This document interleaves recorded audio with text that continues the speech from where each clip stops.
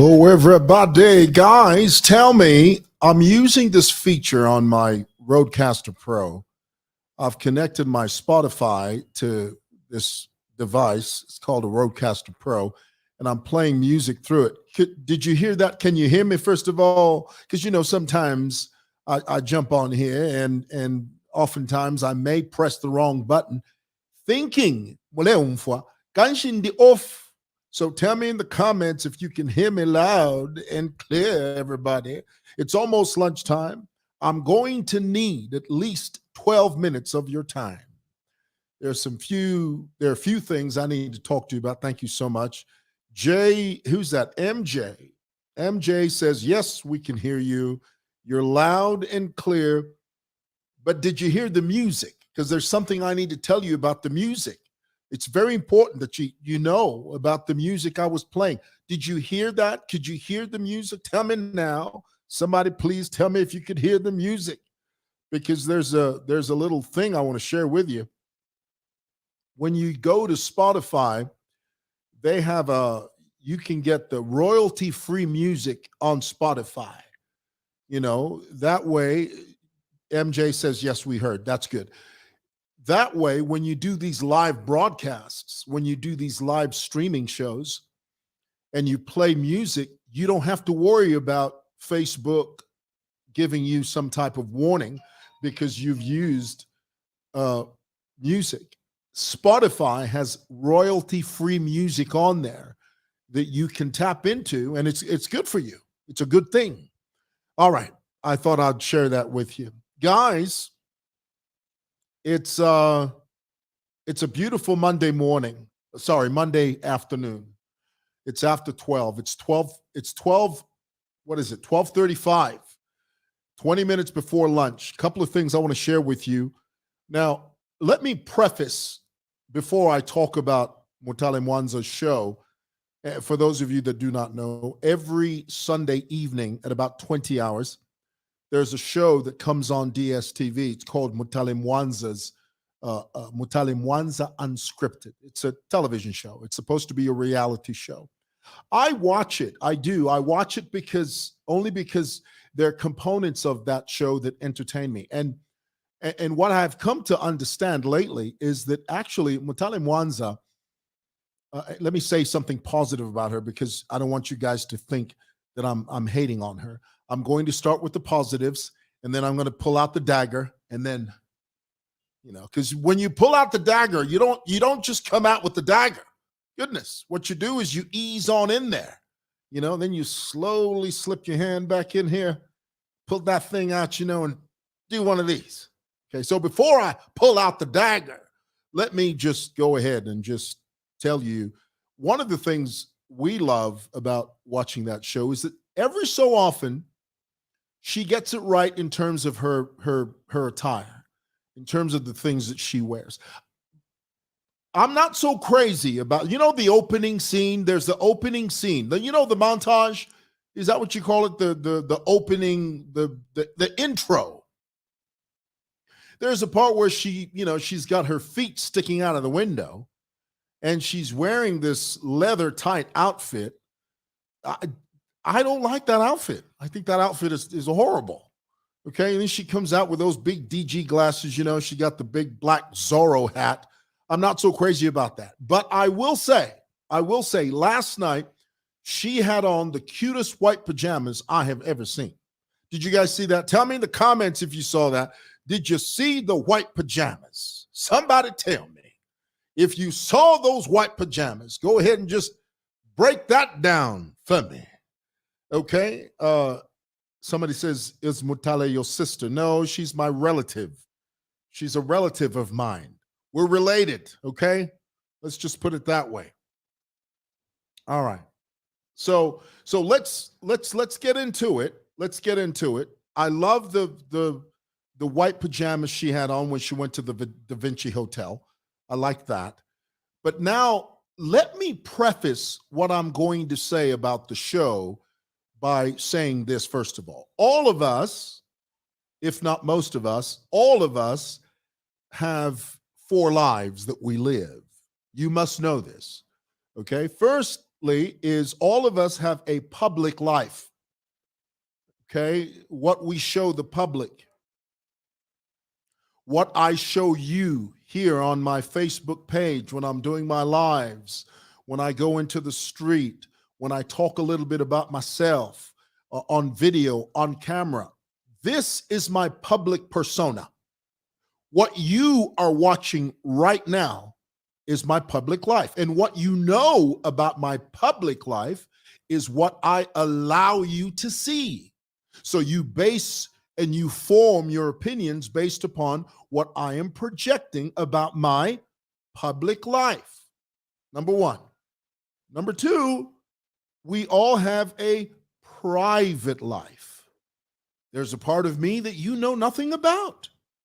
You know, if there's a part of you I know nothing about. When you're asleep at night and you snore at night, I don't know that you snore, but your wife knows that you snore. When you are asleep at night and you say you wake up to go to the bathroom at 12:45 at night, I don't know that. Why? Because that's your private life. Your wife knows about your private life. I don't know about it. Your husband knows about your private life. Your husband knows that when you don't get certain things done, you get upset. That's your private life. Okay? Now, thirdly, there's a secret life. A secret life. A life that not even your wife or your husband knows about. You know, for example, a secret life is a married man that has another family somewhere else that the wife knows nothing about. That's a secret life. And then lastly, there's a fake life. A life that appears to be real, but is actually a mirage.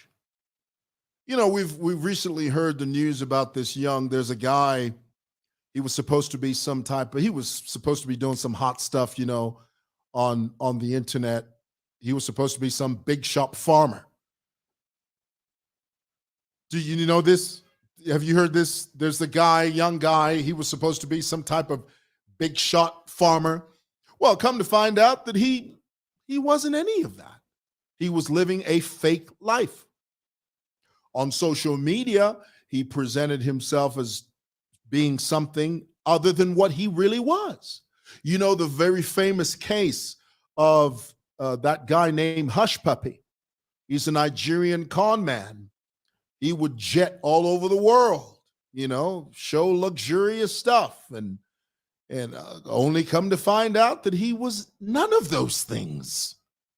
He was living a fake life. Okay, you get that?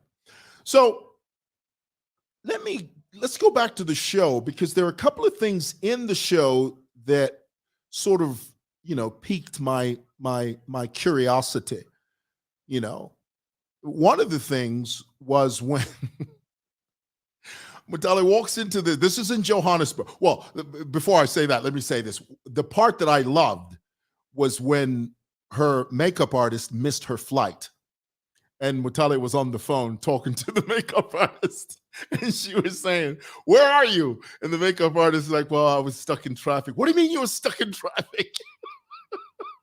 I thought that exchange was hilarious. I loved that. That I loved, because, you know, of course we know. I think the truth is, I mean, we say it's a reality show, but the whole thing is scripted. Everything is planned. There's no reality about any of these shows. Most of these shows you see even on E, they're not really reality shows. You know, they may say things that sort of are not planned, but there is a structure to the shows. So anyway, we know that was all it was for dramatic purposes, for the girl missing her flight. But still, it was funny.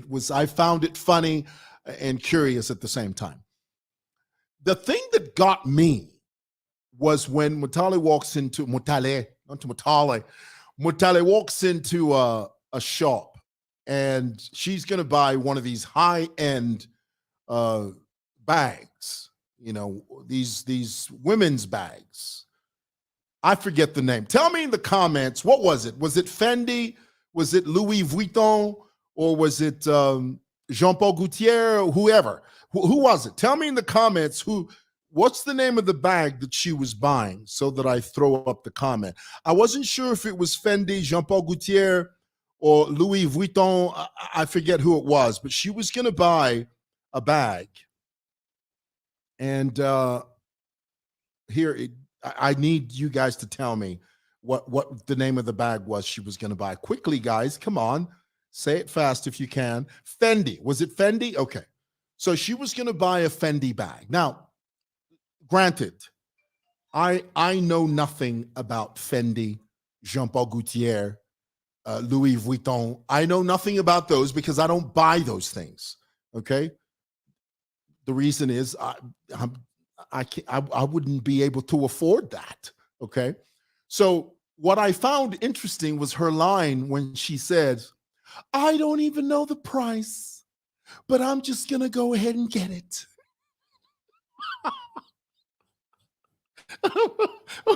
When I heard that, I was thinking, what do you think you are, Michael Jackson?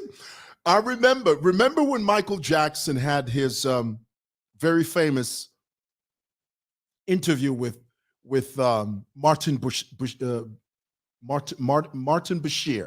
the very famous Asian British journalist that did that documentary on Michael Jackson. It was called Living with Michael Jackson.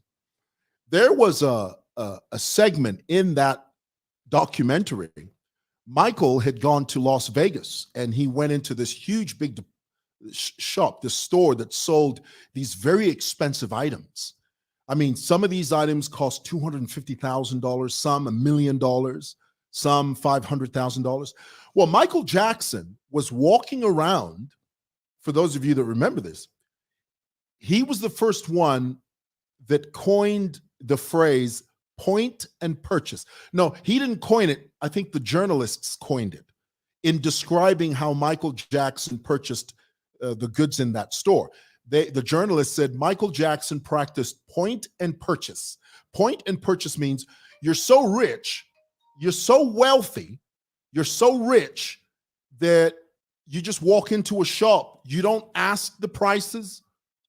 You don't inquire, how much is this bag? How much is this statue? How much is this? You don't do any of that because you're so liquid. Michael was walking around doing this. I'll have these. I'll take those. I'll have 5 of those. Did we say we were going to take this? Yeah, I'll take these. And then I'll have 4 of those. Uber rich people do that. Okay? You know what it means to be uber rich? Uber rich means you're so rich, you don't care how much something costs because you know you can afford it. So here it is. Mutale wanted to pull a Michael Jackson where she says, I don't care how much it is, we're getting it. In that moment, I said to myself, Mutale, give me a break. I said, girl, we know you ain't got that kind of money. I'm being mean. I know I'm being terrible.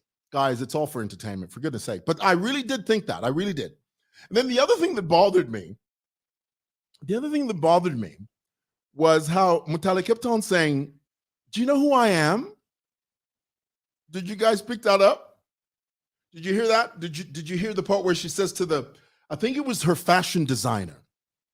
I think it was the guy, he lives over there in South Africa. He designs Mutale's dresses and her outfit. And at some point they were talking and Mutale turns around and says to the guy, do you know who I am? And I'm thinking, girl, we know who you are. Guys, tell me, am I being mean? Because, guys, this is my review of the show. Come on, don't, because some of you are going to start calling me a hater. Well, you're just jealous. Guys, she does the show. We are viewers. we can talk about it. Okay, let's just be clear about that. Let me throw up a couple of your comments here. Oh dear, this one here. Do you know who I am? And then what I found interesting was the oh dear, look at that. What have I done? Okay, here it is. Boom. What I found equally interesting was I sort of got the sense that the reason she went to South Africa was to meet up with Gareth. What's his name? The guy from Idols in South Africa, Cliff Central. That's the name of his show. He used to be a judge on South African Idols. The young white man. What's his name? I know the show is titled Cliff Central, but I think his name is Gareth. Isn't it Gareth Cliff or Heathcliff or something? Cliff Central. Tell me the name. I'll throw up his name as soon as you tell me. The white gentleman from South Africa, the one that Mutale Mwanza went to meet. His name is something Cliff. Is it Cliff? Guys, come on, tell me quickly so that I throw up your comments here. Well, she had gone. I got the sense. That's right. That's it. That's it. Thank you. So Gareth Cliff. That's right. Gareth, I got the sense that Mutale Mwanza went all the way to South Africa to meet this guy, Gareth Cliff, which, and did you see his beautiful office building? I mean, amazing. Beautiful. But then I was confused because they seemed to have an online interview. Yes, she did meet him there at the office, but then later on they had this online interview. So I was thinking, so you flew there to do that? If you're going to have an online interview, why not just do the online interview? Guys, again, I'm not hating. That's just my observation. Did you find that curious? Because I thought I did. I walked away thinking, well, what was the purpose of the trip? And what was the purpose of the makeup artist? Because the makeup artist, because Mutale had this conversation with Gareth in his office building, and Mutale seemed to be, she was just, she wasn't dolled up or anything. It wasn't like she had makeup on. And even when she did the online interview, where you had the split screens with Gareth on one side and then Mutale on another, I didn't see any augmented makeup there. So I was thinking, well, what was the purpose of taking to the makeup artist? Unless you say to me, you just wanted the makeup artist to go along, which is fine, which is okay, which is fine. I'm fine with that.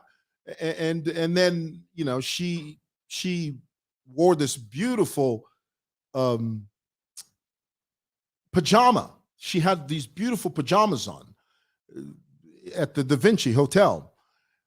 And then she went out to this event. And I would imagine that's where she needed the makeup artist, was to have the girl do her up when she went to that event. I must say, though, I wasn't crazy about that dress. I wasn't. The outfit that Mutale Mwanza wore at that event, I wasn't crazy about that. I loved the pajamas. The pajamas. Oh, the other thing, the sneakers she wore and the black tights that she wore, the outfit she wore on the plane going to South Africa, on point, beautiful. The white pajamas, beautiful.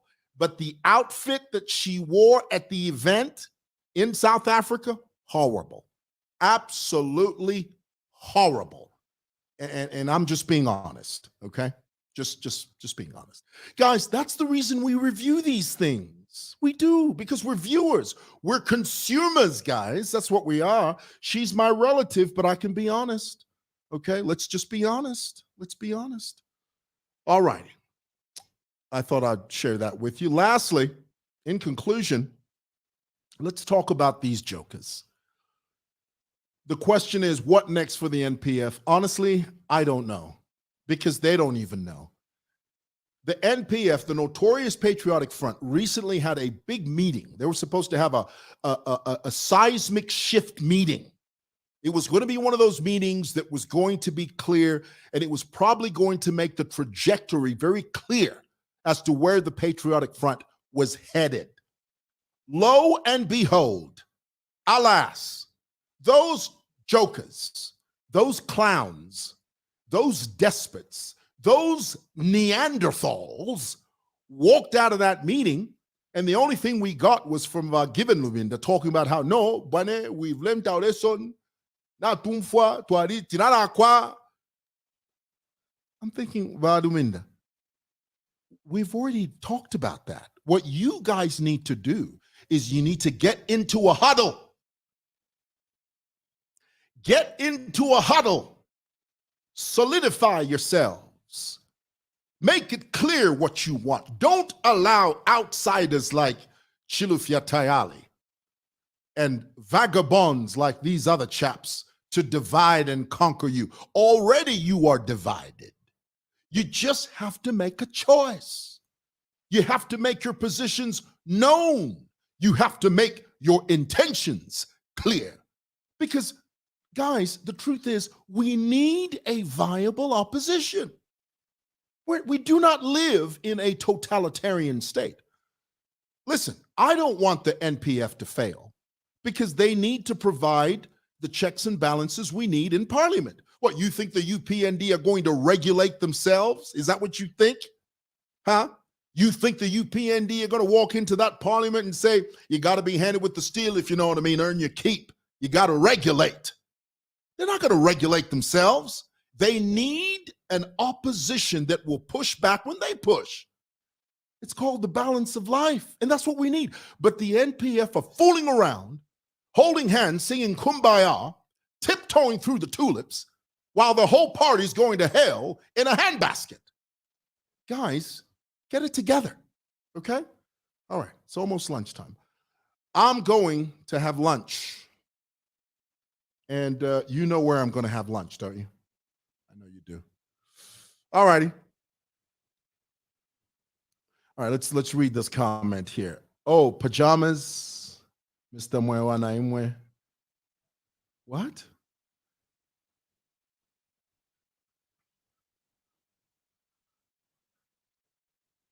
Have a blessed day. You too. Okay, last comment. Zambia does not have a strong and organized opposition. And we need that. We need it. Come on, guys. Get your act together.